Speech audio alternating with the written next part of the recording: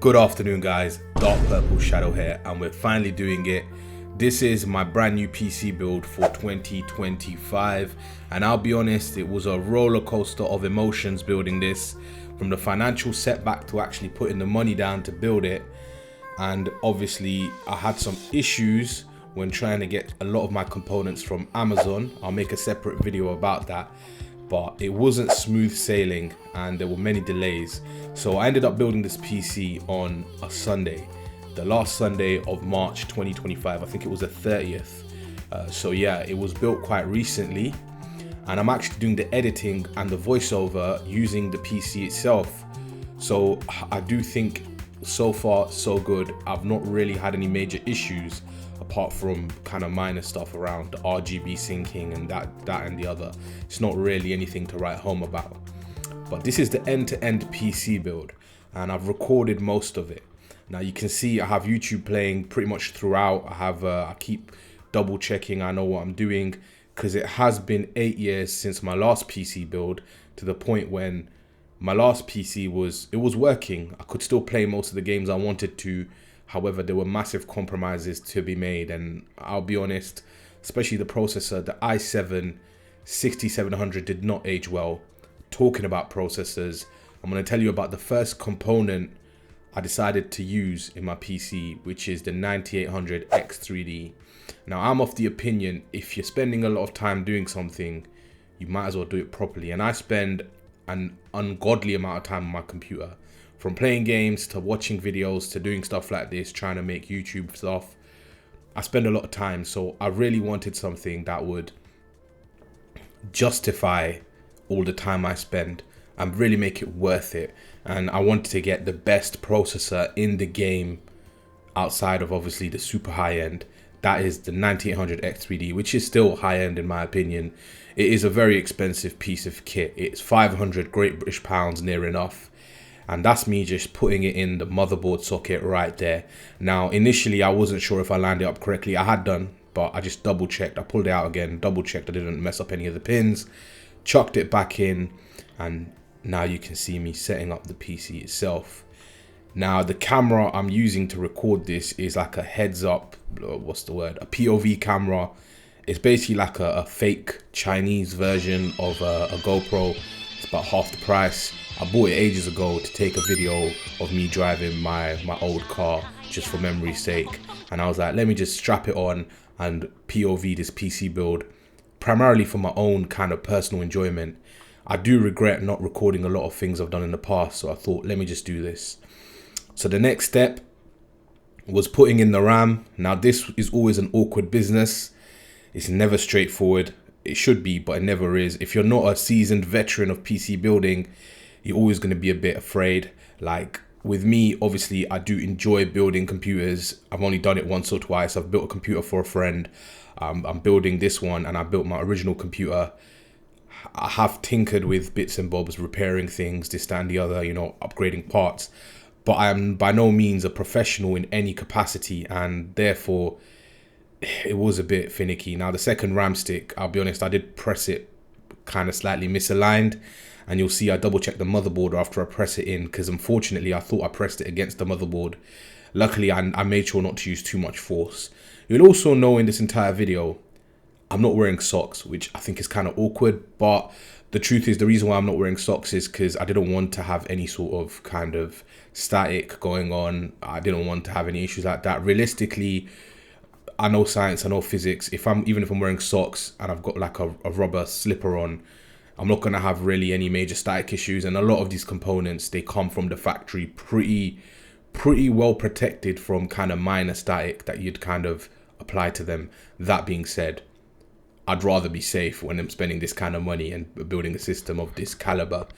Now, the next step in the motherboard, we've got the trifecta. I've put the processor in, I've put the RAM in. The next thing I was going to do was put in the SSD. Now, I went with a Western Digital because I'll be honest, I was going with a Samsung initially, but Amazon never delivered it to me. Like I said, a video for another time. I ended up having to get that stuff refunded, whatever Amazon ended up sending to me. So I took off obviously the plastic on the heatsink for the SSD, and I put in the SSD. I went with the Western Digital SN770 2TB. I really wanted the 4TB, but I couldn't justify spending more money upfront at least. Eventually, I do have a very easily reachable M.2 slot right at the bottom of the board, so I'll probably chuck in a M.2 drive eventually down the line when I'm ready to do so, when I need an upgrade. There we go. I did struggle a bit putting that in, so yeah, eventually I do get it in.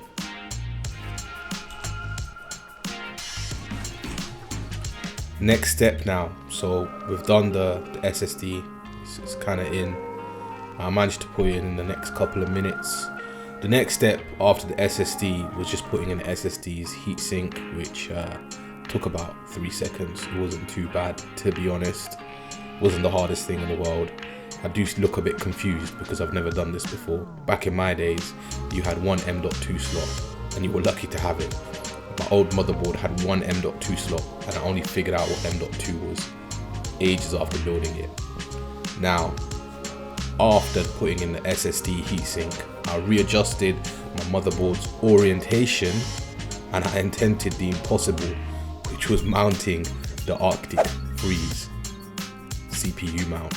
Now this was by far the most frustrating, difficult, menial part of this entire process. It was difficult because the instructions were relatively clear, but it's one of those things, until you've done it before, it doesn't feel right and it's not super intuitive. So I did have a few attempts at putting in the CPU cooler mount, and as you can see, this version of it was not successful. I was quite fortunate I didn't kind of put all the thermal paste in one go, so I had some thermal paste left, but I managed to look at a few forum posts of people trying to install this CPU mount. I realized that I made the common error of installing it the wrong way around. It is pretty well labeled, but in the heat of the moment it does seem a bit finicky, so I did get it wrong. But then I switched it around quite quickly. I had a bit more thermal paste left. I didn't clean the old thermal paste because it still seemed quite fresh, so I just kind of chucked on the little bit right in the middle, and then I put on the rest of the actual header of the cooling mount. I'd never installed an AIO up until this point. In fact, I'd kind of only installed very simple fans. I installed a Noctua fan in my last PC because the Intel fan just fell off at one point. So that was far easier than this, and the Noctua fan was effectively just almost like an OEM Intel fan. I think it was only 4 screws and it just went in quite easily. There was no major mounting procedure. But with this, it was a bit of a pain. That being said, I don't think this is anywhere near as bad as it gets, so it was still relatively easy, and I have to give them credit. The manufacturers of this CPU cooler have some good content in terms of YouTube videos where you can follow through and do what they're doing. And I guess when it comes to cable management, this is where things get a bit tricky, because no matter what you do, these cables will always look ugly because they come out from an awkward location, which is the middle of where your CPU is, and they go in directly to the motherboard, so you're not able to hide them anywhere. Cable management is just one of those things where at the highest level, it's one of those things where it looks really good when done properly. I don't really see myself as a pro cable manager. I feel like doing 50% good enough work kind of gets you 90% of the benefits. Getting to that 100% cable management where everything looks pristine, that's for the professionals. I don't really have the wherewithal or the time to sit there and kind of tie all of my cables around the AIO loop. I tried and I was like, you know what? I'm going to make this as simple as possible. I'm just going to do the best I can. And the next step was obviously installing in my motherboard to the case. Now it was a bit daunting because you are placing your motherboard in and you've got the radiator of the AIO attached at all times, and that's just like an extra kind of curveball there. I really did struggle with this Amazon screw set. The screws themselves, the screw kind of tips are built very well.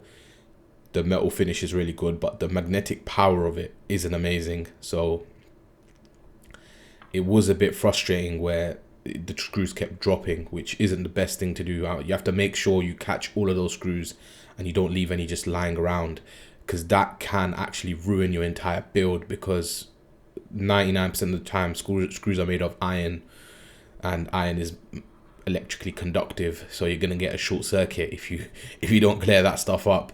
And the places within the motherboard the screws are actually made to be put in are kind of insulated, so you're not anywhere near any traces or wires or anything. So if you are new to PC building, one tip I'd give you is make sure you keep track of every screw that goes anywhere near your case. Make sure if you are securing in screws, they're well secured. If something's not fitting, sometimes it's better to just not screw something in. Less is more. If you don't need to screw every single thing in on earth, don't do it. I tried my best to get all the screws I could in. I think in the radiator I was missing one or two screws initially, but I didn't care too much. It was pretty secure. I put those screws in eventually just because I don't want the radiator to fall or anything. But a lot of times these things are quite over-engineered, so you can survive. I just wanted to make sure everything was working before I did the full works. Now the next step obviously is I was putting in the radiator itself to the top of the case. I thought the best way to do this was while the case was lying down. A lot of people do it while the case is standing up. I didn't see the point in that. I felt like it just added more effort because you're just kind of lifting it and this, that and the other. This was, I wouldn't say it was difficult, but it was a bit fiddly. And again, like I'm saying with the screws, you need to make sure the screws are aligned properly. You need to make sure the washers are aligned properly. If you don't install in your radiator correctly, use the washers, etc., I feel like it could end up giving you more noise than necessary. I remember when I built my first PC, I had a hard drive in it, which was initially kind of the main storage location for most of my stuff until I got a NVMe SSD. And that hard drive was so loud because I didn't use some of the washers that I should have. And as time went, once you build it once, I'm not the type of person to open up and fiddle with the PC unnecessarily. Once you've built it, you kind of leave it at that. Next step in terms of this build was getting the power supply ready. I went with quite a fancy power supply. I'll be honest, I fell for the marketing. In hindsight, I thought maybe this lights up, but this is not the one that lights up. This is just the regular basic platinum power supply. I'm pretty sure it is a good power supply. I believe the Asus ones are actually built by Seasonic, which was one of the better power supply makers. But I could have saved about 30-40 quid if I went with a Corsair RMX 1000 watt range. I could have probably got away with 850 watt because I'm not overclocking anything. I'm quite using things kind of as they come. Maybe in the future I'll overclock, but right now I really can't be, I don't need to. For the stuff I need this PC for, I just need the raw specs, especially the processor. I kind of get all my cables ready. I was initially kind of a bit confused when I got to all the power supply stuff, because I was like, does this power supply go in top ways, bottom ways? And then I realized the fan always points to the bottom, so it was a bit of a interesting install. But yeah, it felt solid. It did look good, to be honest. Like I said, I could have saved a bit of money without kind of overpaying, but in the grand scheme of things, it's a very small kind of percentage change in the price of my PC. And this unit, I just fell for the marketing, the Strix. It looked quite exciting, and it's probably the only Strix component I'd put in my system. So I was like, why not?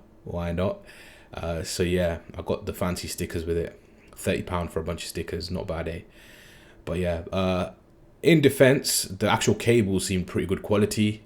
I did spend a bit of time removing all of the hard drive trays, etc., from the bottom of this case. I don't intend on putting in any hard drives. I don't intend on putting in any SSDs that are not NVMe. I think in the long term, I'm going to end up putting one more 4TB NVMe SSD into this motherboard and then job done.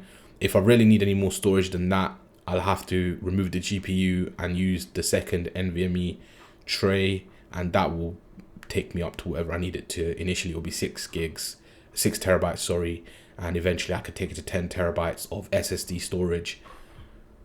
And that's more than enough for what I use it for. My last PC had 2.25 TB because I had a 250 GB SSD. That was my original boot drive. Then I got the SSD into it, which ended up being my primary boot drive eventually. And I had a 1 terabyte hard drive that, I'll be honest, towards in the last couple of years, I really refrained from putting anything apart from like archive documents in there and like old, you know, university folders that I'd kept from my original university laptops from 10, 12 years ago, just for record keeping purposes. So once I got the PSU sorted, it was time to unbox the most expensive component of my entire PC, effectively half the cost of this PC. And this component, I'll be honest, there was just something about the GameRock card that I just liked the look of. It was flashy, but in a stealthy way. I can't explain it. It was flashy underneath. The underbelly has a lovely glow to it, and it looks beautiful. It looks iridescent and nice. And the card itself was majestic. I'm unboxing it. I do struggle a bit with the unboxing. I'll be very candid with you. It wasn't the easiest thing. I did have a scissors in my desk that I wasn't utilizing. I just kind of tried to unbox everything with that screw set. Eventually I get to do it. But yeah, pulling this out.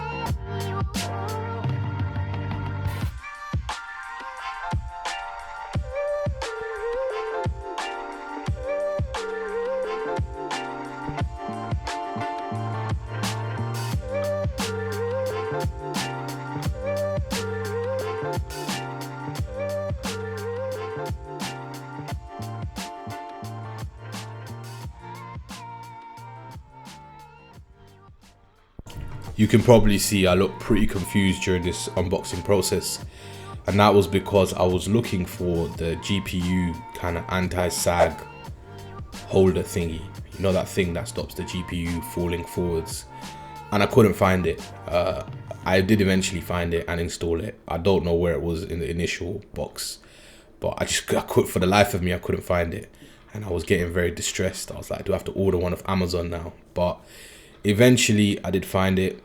And then let me just pull out this GPU. I'm just gonna let you have a look. Now, I'll be very honest, I was quite impressed with its size, its rigidity. It was a pretty nice construction. I've heard a lot of people kind of say bad things about Palit. Oh, you can see that my little Hot Wheel got stuck to the little GPU plastic, but Palit, I think it's a pretty good company for the most part. So far, I do like the cards they build. They're a bit more kind of, dare I say, a bit more adult. You know, I know the GameRock doesn't seem adult, but I think it's flashy in like a subtle way. Maybe I'm just kind of coping here, but I do like the look of it. It really made me happy to get this card. It's the one I wanted. I know there's an OC version, but I'm not too bothered. I'm pretty sure you can overclock it yourself if you really want to, but I don't really care too much. I don't really see the need for doing any of that right now. I'm pretty happy with the performance. I did have a lot of struggles installing the actual GPU bracket holder thingies that go to the front back of the case, sorry. Painful, because the card was so wide I couldn't reach down properly to align it to the kind of little holy bobs, and my screw, as I told you, my screwdriver itself was quite poor in its magnetism, and these were quite heavy little screws to put in. So I'll be very honest with you, this process took me in excess of about 15 to 20 minutes to put in about 3 or 4 screws. And then is the final step, and now I try and turn on the PC. Once I put in everything, it turned on straight away, which was great news. I tried to press the button again like an idiot. I didn't know that with these new motherboards, it doesn't post instantly no matter what. You have to wait for it to sync up with the RAM and this, that and the other, and it does a weird kind of initialization process where the motherboard starts communicating with all the items attached to it. I had no idea that this was a thing. I hadn't watched a full end-to-end PC build myself. I was too eager. So I turned it on and I just waited for it to work. The RGB was working, which to me was a good sign. That means there's power everywhere. But it just didn't post initially, so I was very suspicious. So yeah, this was a bit upsetting. But I did take footage on my phone, which has a much better camera than the little Chinese GoPro that I'm using. As you can see here, I'm kind of bending down trying to look at stuff. What I was trying to look for was the debug LEDs to see if there's a major issue. And as I was doing that, I turned to the left and I saw that the PC had posted. So then once it had posted, I wanted to access the BIOS. So I hastily plugged out my keyboard into my kind of a new PC. And I did what I needed to do. I just had to check everything looked okay, everything looked good. I didn't play with anything. I just kind of restarted and I made sure that Windows began to install. So I let that happen. My main concern here was on PC Part Picker. It said older BIOS versions of this motherboard might require a BIOS flash to actually work. I didn't end up updating the BIOS. I did end up doing it, but I did it after I'd set everything up. So I probably should have done it initially at the start anyway. It's good practice. But I've always heard scary things about updating BIOSes, so I was a bit worried. But yeah, I had to play around. Eventually, after I got Windows installed, it took a bit of a while. I tried to figure out what was going on. I got Windows installed, Windows 11. I'll be very honest with you guys, it did take a while for me to get Windows to work. I'm going to post the actual video of me seeing the PC actually come to life for the first time. But initially, I had some sort of weird error message that all the drivers weren't installed or something, and Windows couldn't be installed, but eventually that just went away. I don't know if something in the ether just allowed it to work eventually. But yeah, it did work eventually without me doing much.